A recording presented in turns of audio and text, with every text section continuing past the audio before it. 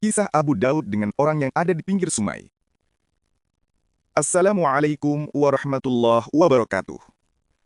Hari ini, saya akan ceritakan kepada kalian sebuah kisah yang sangat indah dan penuh pelajaran yang disebutkan oleh Al-Hafidh Ibnu Hajar dalam kitab Fathul Bari. Beliau menyebutkan bahwa Abu Daud, pemilik kitab Sunan Abu Daud, salah satu imam besar dalam ilmu hadis, pernah suatu ketika naik sebuah kapal. Ketika kapal itu mulai berjalan, ia mendengar seseorang di tepi sungai bersin, lalu mengucapkan Alhamdulillah. Maka Abu Daud memberikan 1 dirham kepada pemilik perahu agar mendekatkannya ke pinggir sungai tersebut.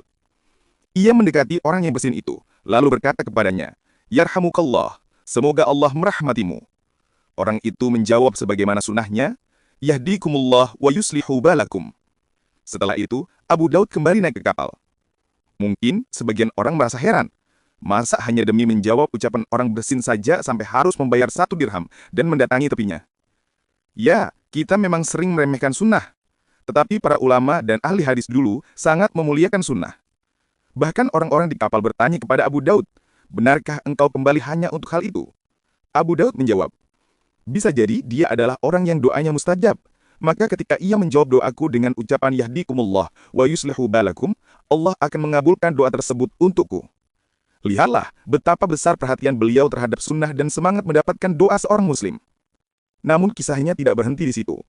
Ibnu Hajar berkata, ketika malam tiba dan orang-orang di kapal tertidur, mereka mendengar seseorang berseru, wahai penumpang kapal, sesungguhnya Abu Daud telah membeli surga dari Allah dengan 1 dirham.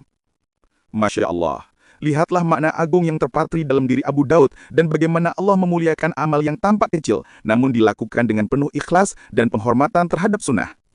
Ibnu Hajar pun memberikan komentar setelah menyebutkan kisah ini.